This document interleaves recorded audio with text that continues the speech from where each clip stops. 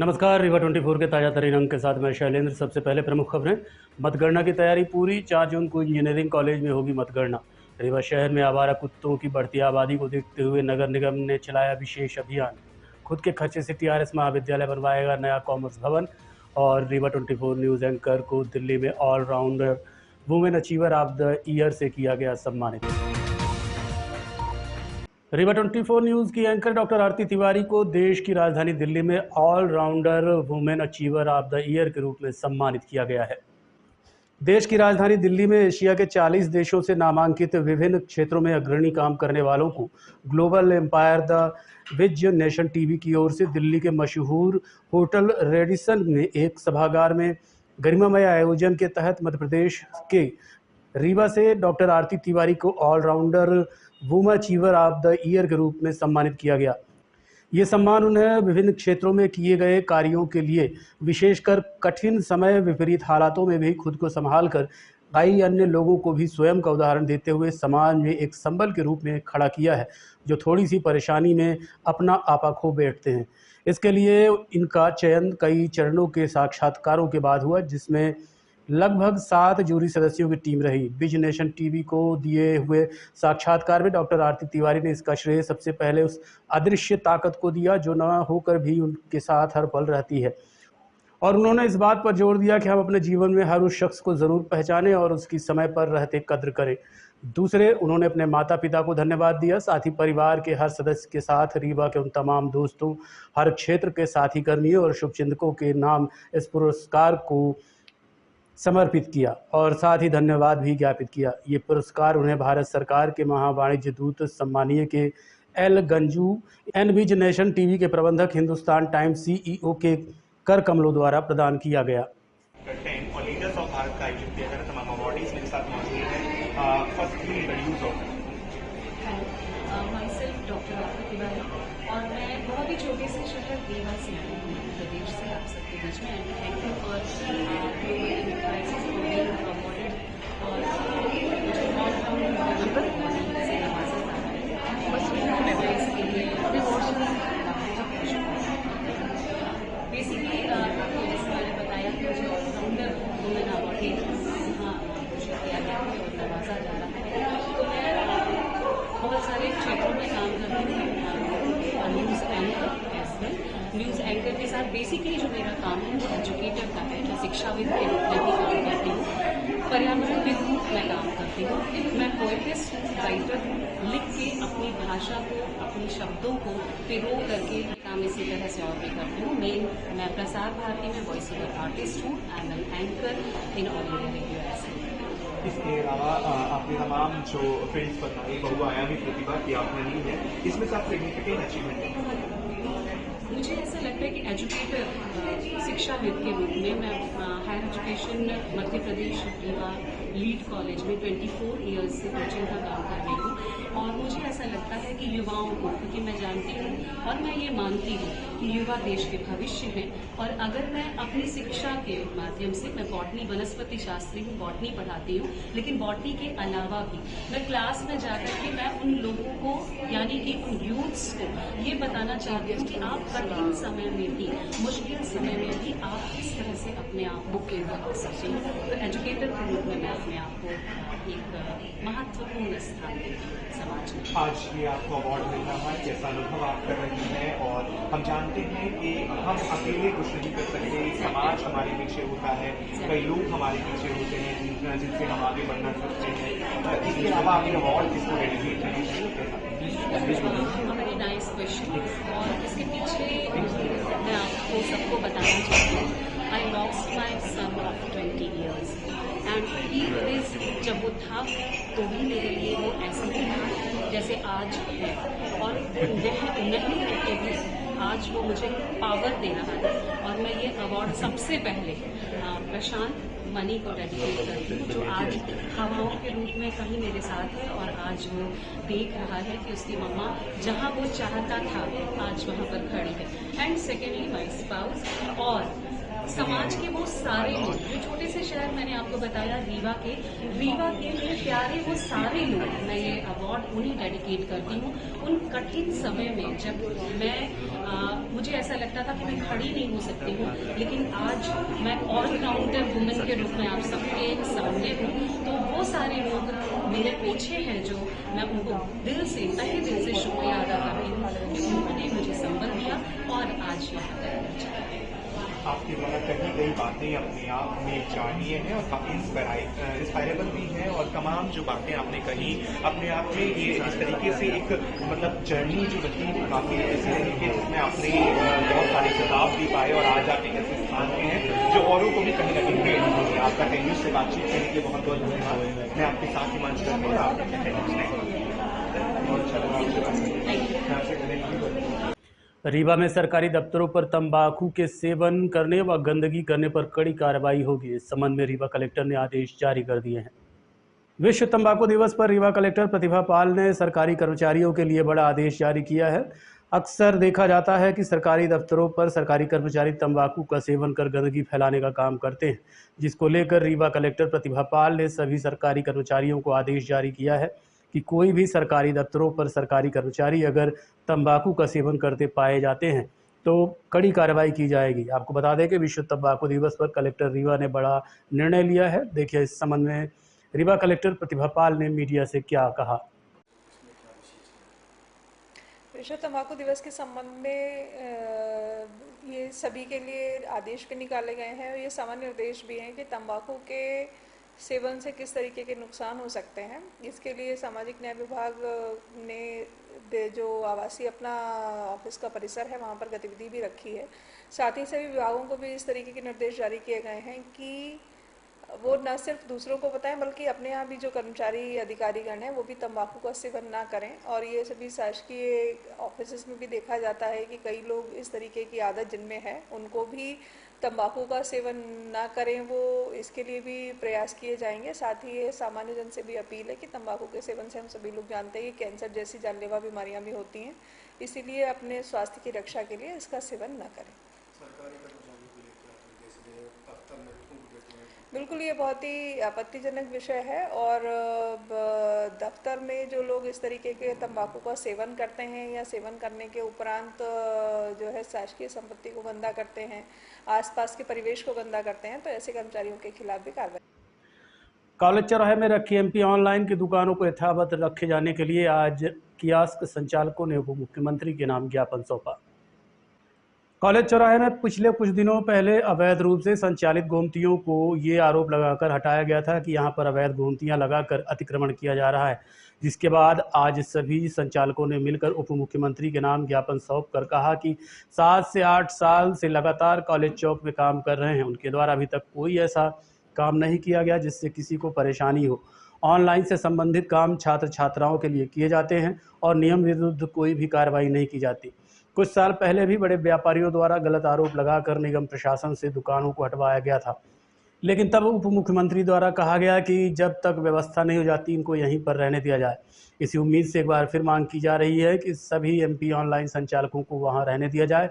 सभी ग्रेजुएट हैं और रोजगार न मिलने की वजह से अपना छोटा सा व्यापार स्थापित किए हुए हैं। उन्होंने कहा कि अगर अचानक हमारा व्यवसाय बंद हो जाएगा तो हमारे परिवार का क्या होगा। हम सब बेरोजगार हो जाएंगे, परिवार सड़कों में आ जाएगा और रोजगार के लिए दर बदर भटकना पड़ेगा। देखा जाए तो कियोस्क संचालकों की मांग भी वाजिब है, क्योंकि जो सरकार स्वरोजगार को ही रोजगार मानती हो और उसका प्रचार प्रसार करती हो, ऐसे में जब युवा अपने दम पर कुछ करने को तैयार हैं तो उन्हें इस तरह से हटाना न्यायोचित नहीं होगा। पूरे मामले को लेकर सभी दुकानदार डिप्टी सीएम राजेंद्र शुक्ल के आवास पर गए, लेकिन डिप्टी सीएम के भोपाल होने की सूचना पर उन्होंने ज्ञापन को नगर निगम स्पीकर को सौंपा, जिन्होंने डिप्टी सीएम से बात कर उचित मार्ग निकालने का आश्वासन दिया। कुमार कुशवाहा समस्त एमपी ऑनलाइन संचालकों की तरफ से बात कर रहा हूं। यहां जो है तो नगर निगम प्रशासन के द्वारा सोमवार को हमारी दुकानों को क्षति पहुंचाई गई। इसके बारे में कोई अल्टीमेटम पहले से जारी नहीं किया गया और अब यहां से कहा जा रहा है कि अतिक्रमण है और यहां से हटाया जाए। यदि हम लोग यहां से हमको हटाया जाएगा तो हम लोग बेरोजगार हो जाएंगे और हमारा परिवार सड़कों में आ जाएगा। यहाँ सभी लोग पढ़े लिखे हैं, ग्रेजुएट हैं, पोस्ट ग्रेजुएट हैं, कोई भी ऐसा नहीं है कि जो पढ़ा लिखा ना हो। और हम लोग शांति से बैठ करके अपना कार्य कर रहे हैं। ना हमारे द्वारा कोई मार्ग बाधित किया जा रहा है, ना किसी प्रकार की ऐसा कार्य किया जा रहा है जिससे नियम विरुद्ध हो। हम लोग नियम के तहत ही सारे कार्य कर रहे हैं। और जैसा कि नगर निगम प्रशासन द्वारा बोला जा रहा है कि ये अतिक्रमण में आता है, तो अतिक्रमण के लिए जो इनका पथवे बनाया गया है, तो पथवे से कम 20 से 25 फीट अंदर हम लोग अपनी दुकानें लगाए हुए हैं। तो इससे किसी मार्ग में ना तो कोई अतिक्रमण हो रहा है और ना ही कोई ट्रैफिक रुक रही है। तो हमारा प्रशासन से यही निवेदन है कि हम लोगों को यहीं पे यथावत रहने दिया जाए, ना ही कहीं अन्यत्र भेजा जाए, क्योंकि यदि हम लोग यहाँ से जाएंगे तो छात्रों को भी परेशानी होगी और हम लोग भी बेरोजगार हो जाएंगे। कृपया हमसे हमारा रोजगार न छीना जाए। यहाँ पर कुल कितनी ऐसी दुकानें लगी और कितने लोगों को रोजगार चल रहा है यहाँ पर? यहाँ पे कुल 50 से 60 लोगों का रोजगार चल रहा है और उनसे उनके घर का भी कार्यकाल से पूरा सब हो रहा है और कम से कम 40-50 दुकानें भी है यहाँ पर। सीएम से मिलने गए थे, आप लोग मुलाकात जी, सीएम सर से हम लोग मिलने गए हुए थे, जिससे कि वो अभी डिप्टी सीएम से, तो अभी वो यहाँ पर उपस्थित नहीं है। हम उनके पीए जी से हमारी मुलाकात हुई है और उन्होंने कहा है कि जब तक वो आते नहीं हैं तब तक अभी कोई सही से कुछ बोला नहीं जा सकता है। जब तक वो आ जाएंगे उसके बाद ही सारी चीज़ें क्लियर होंगी। तो और इसके बाद हम लोग नगर निगम अध्यक्ष जी के पास भी मिले हैं, तो उनके द्वारा भी आश्वासन दिया गया है कि हम आपको समय दिलवाएंगे जब तक डिप्टी सीएम जी नहीं आ जाते। अतिक्रमण का कोई विशेष महत्व नहीं बनता है यहाँ पे। देखिए, सभी बेरोजगार युवा हैं, पढ़े लिखे बेरोजगार युवा हैं। कुछ छात्र यहाँ कॉलेज में पढ़ रहे हैं, अपने पार्ट टाइम के लिए यहाँ पे अपनी नौकरी कर रहे हैं। एक तरह से नौकरी समझ लीजिए, अभी कोई ये फिक्स व्यापार थोड़ी है। अपना जीवन यापन करने के लिए, अपने परिवार चलाने के लिए यहाँ पे छोटा सा व्यापार किए हुए हैं। आए दिन अतिक्रमण प्रभारी आते हैं, माननीय महोदय कमिश्नर जी भी हमें परेशान कर रही है इस समय। उनका कहना है, साफ कहना है कि यहाँ से हटाइए या तो अन्यथा तोड़ दिया जाएगा। बताइए, जाए तो जाए कहाँ आदमी? सुनवाई किसके पास करवाए, किससे कहे, कौन है? अभी देखिए, अभी इतनी सारी कार्रवाई हुई, इतनी बड़ी कार्रवाई हुई, रीवा शहर में कोई भी एक ऐसा जनप्रतिनिधि सामने नहीं आया जो हम लोग का साथ दे सके, हम लोग की तरफ से बोल सके कि भाई ये क्यों किया जा रहा है। अगर किया जा रहा है तो इनको कहीं ना कहीं एक उचित स्थान प्रभावित दिया जाए, है कि नहीं, जिससे व्यापार भी इनका प्रभावित ना हो, आदमी आम जन प्रभावित ना हो। बिल्कुल ये धांधलेबाजी है। देखिए, ये कहते हैं ना, एक तरफी सरकार है, सरकार की कोई सुनवाई नहीं की जा सकती, इसमें किसी का नहीं चल पा रहा है। अब सबको पता है, ये सभी जानता है, पूरा मीडिया जानता है कि यहाँ बेरोजगार युवा हैं जो रोजगार के लिए दर बदर भटकने के बाद जब उनको उचित रोजगार नहीं मिला, उसके बाद उन्होंने अपना व्यापार स्थापित किया। और ये कोई कब्जा नहीं, कोई पट्टा नहीं मांग रहा है, सिर्फ ये मांग रहा है कि हमें रोजगार करने दिया जाए। आपको जिस दिन इसकी ज़रूरत समझ में आएगी तो हमें एक उचित स्थान दिखा दें कि हम यहाँ पे अपना व्यापार कर सकें और हमें हटा दीजिए, कोई अफसोस नहीं। जो दुकानें आप लोग यहाँ पे लगाए हैं, जो भी एमपी ऑनलाइन दुकानें, क्या नियम के विरुद्ध है कि? भैया, नियम विरुद्ध है ये कैसे कह सकते हैं आप? अगर हम ऑनलाइन चला रहे हैं, घर चला रहे हैं, तो क्या ये नियम नहीं है? अगर हम अपने घर की दैनिक आवश्यकताओं की पूर्ति के लिए व्यापार कर रहे हैं, चोरी तो कर नहीं रहे भैया, गांजा बेच नहीं रहे हैं, ना तो डकैती कर रहे हैं किसी के यहाँ, ना लूटपाट कर रहे हैं, तो ये नियम विरुद्ध कैसे हो सकता है? इसको हम नियम से ही ना बोलेंगे। अभी देखिए, अगर हम आम जन जो हमारे स्टूडेंट हैं, कहाँ TRS college, model science, new science, ये जुड़े हुए छात्र हैं, अभी इनको इतनी धूप में कहाँ 2 किलोमीटर दूर आपको सिरमौर चढ़ा जाना पड़ता है। अगर मैं उनकी अब दैनिक आवश्यकताओं को पूर्ति कर रहा हूँ, उन्हीं के पास कर पा रहे हैं, तो इसमें हमारा कौन सा नियम विरुद्ध काम कर रहे हैं? TRS महाविद्यालय ने फालतू के खर्चों में कटौती कर 23 करोड़ रुपए जोड़े और अब इस फंड से नए कॉमर्स भवन का निर्माण किया जाएगा। इस बात की जानकारी आज प्राचार्य डॉक्टर अर्पिता अवस्थी ने दी। रीवा के TRS कॉलेज के नाम के साथ एक और उपलब्धि जुड़ने वाली है। ये कॉलेज प्रदेश का ऐसा पहला कॉलेज होगा जो स्वयं के 23 करोड़ खर्च कर अपना भवन तैयार करेगा। प्राचार्य अर्पिता अवस्थी की अच्छी सोच और छात्र हित में काम करने की निस्वार्थ प्रेरणा के चलते ये उपलब्धि मिलना संभव हो पाया है। दरअसल रीवा का एक्सीलेंस ठाकुर रणमत सिंह महाविद्यालय, जहां करीब 15,000 छात्र अध्ययनरत हैं, लगातार बढ़ रहे छात्रों के दबाव के कारण व्यवस्थाएं बनाने में समस्याओं का सामना करना पड़ता है। छात्रों की अधिक संख्या के चलते सुबह 8 बजे से शाम 5 बजे तक कॉलेज का संचालन करना पड़ता है। ऐसे में कॉलेज प्राचार्य ने नए भवन की नींव रखने की सोची और कॉलेज के फालतू खर्चों पर कटौती कर 23 करोड़ रुपए एकत्रित कर लिए और अब PIU के माध्यम से एक नया कॉमर्स भवन बनाने की तैयारी है। उन्होंने बताया कि कॉलेज का पुराना छात्रावास खंडहर हो गया है, जिसकी जगह जल्द ही 3 मंजिला बिल्डिंग बनाई जाएगी, जिसमें सर्व सुविधा युक्त 50 कमरे होंगे। उन्होंने बताया कि कॉमर्स सेक्शन क्लास वहां लगेगी, एक ही शिफ्ट में सभी क्लास संचालित हो पाएंगी। आपको बता दें कि खुद के वैसे भवन बनाने वाला टीआरएस कॉलेज पहला कॉलेज होगा। देखिए, अभी हमारा कॉलेज जो है सुबह 8 बजे से शाम को 5 बजे तक लगता है और इसमें व्यवस्थाओं को दुरुस्त करने में काफ़ी मेहनत करनी पड़ती है। इस बार हम लोगों ने कुछ ऐसी व्यवस्था की है कि पूरे बच्चे एक ही शिफ्ट में फिर कॉलेज में आ सकें। इस पूरे काम को पूरा होने में थोड़ा समय ज़रूर लगेगा। हमारा महाविद्यालय जो है, हमें लगता है कि ये मध्य प्रदेश का पहला ऐसा महाविद्यालय होगा जिसने अपनी स्वयं की निधि से 23 करोड़ रुपए इकट्ठे करके और उससे एक बिल्डिंग पीआईयू के माध्यम से बनवाने जा रहे हैं हम लोग।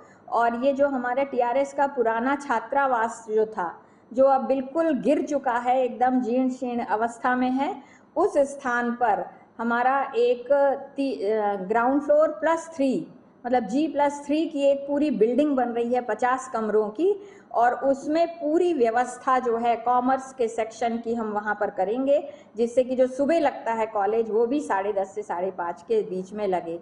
तो ये 23 करोड़ रुपए जो इकट्ठे हुए हैं, ये महाविद्यालय के जो बचत राशि है वह पैसा है, ये कहीं से किसी से भी मांग कर नहीं लिया गया है। ये हमारे कॉलेज की एक बहुत बड़ी उपलब्धि है। ये उपलब्धि पूरे मध्य प्रदेश में पहली बार यहाँ पे हमें यही लग रहा है कि इस तरह का कोई प्रपोजल अभी किसी जनभागीदारी या किसी महाविद्यालय के द्वारा नहीं हुआ। ये प्रपोजल पहली बार दिया गया, पहली बार हुआ। और मतलब 50 कमरों की एक 3-4 मतलब ग्राउंड फ्लोर +3 इतनी बड़ी बिल्डिंग का बनना ये पहली बार हुआ है। देखते रहिए रीवा 24 न्यूज। मिलते हैं छोटे से ब्रेक के बाद। हड्डी जोड़ एवं रीढ़ रोग तथा स्त्री रोग एवं प्रसूति रोग का इलाज एक ही छत के नीचे। विघ्नहर्ता hospital and trauma centre, hotel landmark के पास, रतहरा, रीवा। डॉक्टर संतोष सोनी, पूर्व चिकित्सक, बॉम्बे हॉस्पिटल, मुंबई। हड्डी जोड़ एवं रीढ़ रोग विशेषज्ञ, छोटे चीरे एवं दूरबीन विधि द्वारा हाथ तथा पैर की हड्डियों का ऑपरेशन। गठियाबात, जटिल एवं बिगड़े हुए फ्रैक्चर का बेहतर इलाज करते हैं डॉक्टर संतोष सोनी। विघ्नहर्ता हॉस्पिटल ट्रॉमा सेंटर में ही स्त्री एवं प्रसूत रोग विशेषज्ञ डॉक्टर शैलजा सोनी भी उपलब्ध हैं, जिनकी देखरेख में नॉर्मल डिलीवरी, सिजेरियन ऑपरेशन एवं बच्चेदानी से संबंधित ऑपरेशन की बेहतर सुविधा। संतानहीन दंपत्ति तत्काल संपर्क करें। विघ्नहर्ता hospital and trauma centre, hotel landmark के पास, रतहरा, रीवा। सुविधाजनक एवं सफल इलाज हेतु आज ही संपर्क करें। विघ्नहर्ता hospital and trauma centre, hotel landmark के पास, रतहरा, रीवा। मोबाइल नंबर 7828781983 अथवा 8462956774 पर।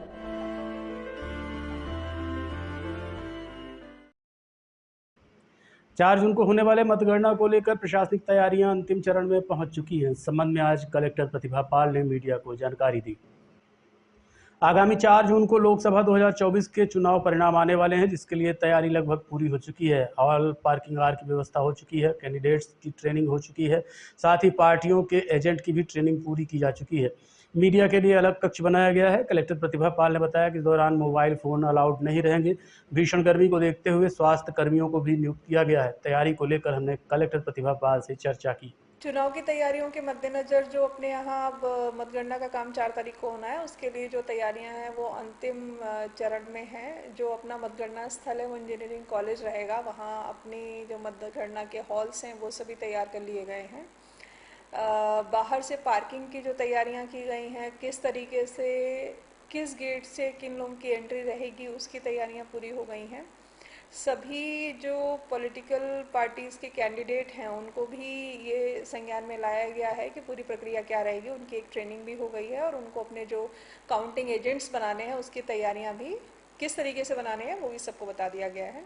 क्योंकि गर्मी का मौसम रहेगा, इसलिए गर्मी के मद्देनज़र वहाँ पर जो हेल्थ की टीम है वो पर्याप्त संख्या में रहेंगी, बाहर काउंटिंग एजेंट्स के लिए भी और अंदर जो टीम काउंटिंग में लगी होगी उसके लिए भी। इसके अलावा मीडिया सेंटर एक बनाया गया है जिसमें मीडिया और पत्रकार बंधुओं के बैठने की व्यवस्था रहेगी ताकि वो वहाँ से अपना कवरेज कर सकें।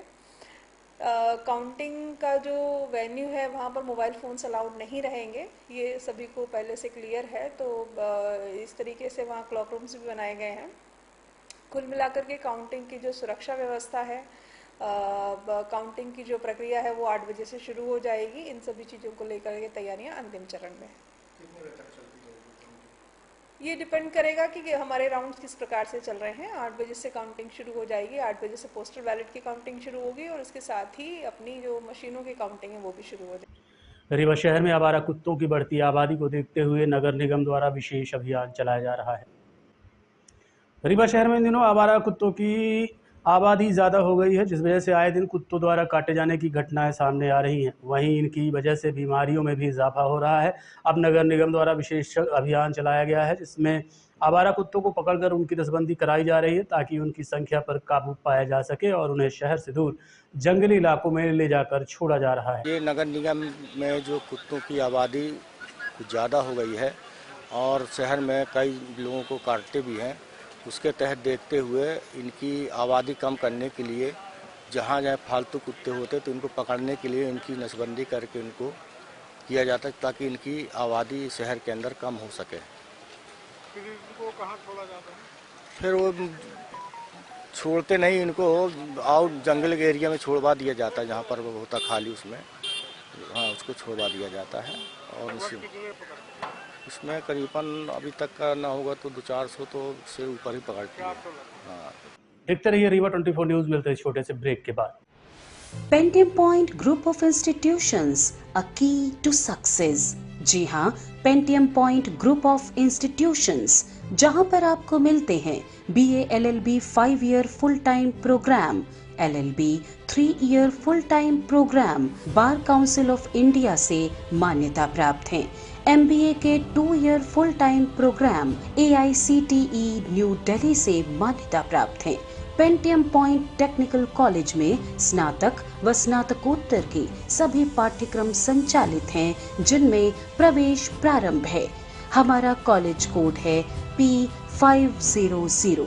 याद रखिए, सामान्य वर्ग BPL कार्ड धारकों को शिक्षण शुल्क में छूट व SC ST OBC छात्रों को मध्य प्रदेश शासन के नियमानुसार छात्रवृत्ति। आप संपर्क कर सकते हैं हमारे हेड ऑफिस में, जो है हेडगेवार नगर, रेडियो कॉलोनी के सामने रीवा, और कॉलेज कैंपस में जो है करहिया सिमरिया रोड और हरदी सिमरिया रोड रीवा में। अधिक जानकारी के लिए हमारे फोन नंबर पर संपर्क कर सकते हैं। हमारा फोन नंबर है 07662438035। मोबाइल नंबर पर भी संपर्क किया जा सकता है, जो है 9992084339।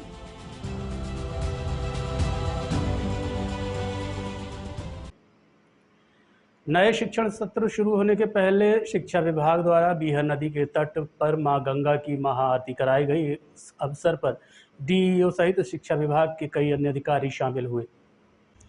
नवीन शिक्षण सत्र की शुरुआत होने से पहले शिक्षा विभाग के द्वारा रीवा के पचमढ़ा मंदिर में महाआरती का आयोजन किया गया। इस अवसर पर शिक्षा विभाग के संयुक्त संचालक लोक शिक्षण संतोष त्रिपाठी, सांख्यिकी अधिकारी JD कार्यालय प्रवीण द्विवेदी, DPC एवं विकास खंड शिक्षा अधिकारी सहित कई अधिकारियों की मौजूदगी देखी गई।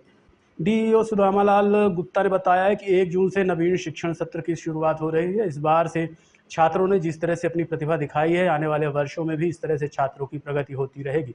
इसके लिए नवीन शिक्षा सत्र शुरू होने से पहले रीवा के पचमढ़ा मंदिर में महाआरती का आयोजन शिक्षा विभाग द्वारा कराया जा रहा है। पचमढ़ा मंदिर में बीती शाम शिक्षा विभाग के द्वारा कराए गए इस आयोजन में शिक्षा विभाग के कई वरिष्ठ अधिकारियों सहित कई शिक्षक अपने परिवार के साथ भी शामिल हुए। मैं जिला शिक्षा अधिकारी मेरे बनने के बाद ये प्रथम शैक्षणिक सत्र 1 जून से शिक्षकों के लिए और 16 जून से छात्रों के लिए खुल रहा है। तो भविष्य में छात्रों की उन्नति हो, शिक्षा सत्र में बच्चे अधिक से अधिक शिक्षा अध्ययन करके जिले का नाम रोशन करे, छात्र कल्याण हित में यह आयोजन किया गया। अब माननीय कलेक्टर और सीओ जिला पंचायत के निर्देशानुसार इस बार कक्षा 10 और 12 के रिजल्ट को 80% का टारगेट अभी से ही देकर के प्रयास किया जा रहा है।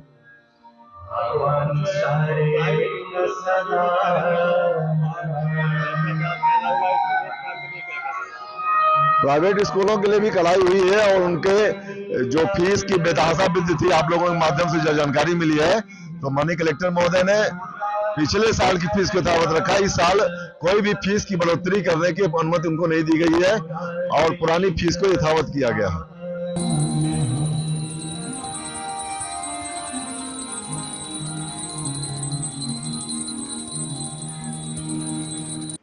बिना प्रस्ताव कैसे जारी होगी जिले में शिक्षकों की क्रमोन्नति सूची।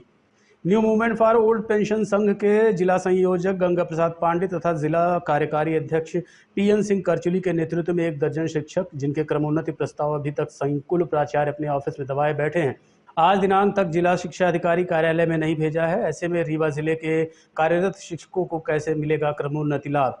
प्रभावित शिक्षकों में संकुल केंद्र शासकीय कन्या उच्चतर माध्यमिक विद्यालय रायपुर करचुलियान के सत्येंद्र पांडे, प्राथमिक शिक्षक राकेश द्विवेदी, प्राथमिक शिक्षक अशोक मिश्रा, कमलेश विश्वकर्मा, जगदम्बा प्रसाद तिवारी, ममता पाठक, प्राथमिक शिक्षक आरती शुक्ला, राकेश वर्मा, अनिल पटेल, विद्या पटेल, गायत्री मिश्रा, माध्यमिक शिक्षक जिनका क्रमोन्नति प्रस्ताव अभी तक संकुल से जिला शिक्षा अधिकारी कार्यालय नहीं आया है, उनकी पीड़ा को लेकर new movement for old pension संघ मध्य प्रदेश अध्यक्ष श्री सत्येंद्र सिंह तिवारी के मार्गदर्शन में आज दिनांक 31 मई को सभी शिक्षक एकत्रित होकर जिला शिक्षा अधिकारी सुदामालाल गुप्ता के सामने इस प्रकरण को रखकर वहां के प्राचार्य संजय सक्सेना के विरुद्ध अनुशासनात्मक कार्रवाई की मांग की। उनकी लापरवाही से दर्जनों शिक्षकों को लाभ से वंचित होना पड़ेगा। जिला शिक्षा अधिकारी से निवेदन किया है कि जिले के सभी प्राचार्यों से किसी भी शिक्षक का नाम न छूटे, इसकी एनओसी लेने का कष्ट करें, क्योंकि जिले में सैकड़ों शिक्षकों को प्रभावित होना पड़ेगा। ये डीओ साहब से हम लोगों को पिछले दिनों भी क्रमोन्नति के संबंध में मुलाकात किया था, ज्ञापन उनको दिया था, सौंपा था। जो मध्य प्रदेश शासन की नीति है कि 12 साल अपनी सेवा देने के उपरांत हर कर्मचारी को क्रमोन्नत का लाभ मिलना चाहिए, लेकिन हमारे शिक्षा विभाग में अभी ये पेंडिंग काम चल रहा है। तो विगत दिनों हम अपने प्रांताध्यक्ष भाई तिवारी जी के साथ मिले थे डीओ साहब से, और डीओ साहब ने आशा दिया था कि जल्दी ही ये चूँकि आचार संहिता लगी है तो फाइल यहाँ पड़ी है, कुछ तो उनको निदान किया जाएगा।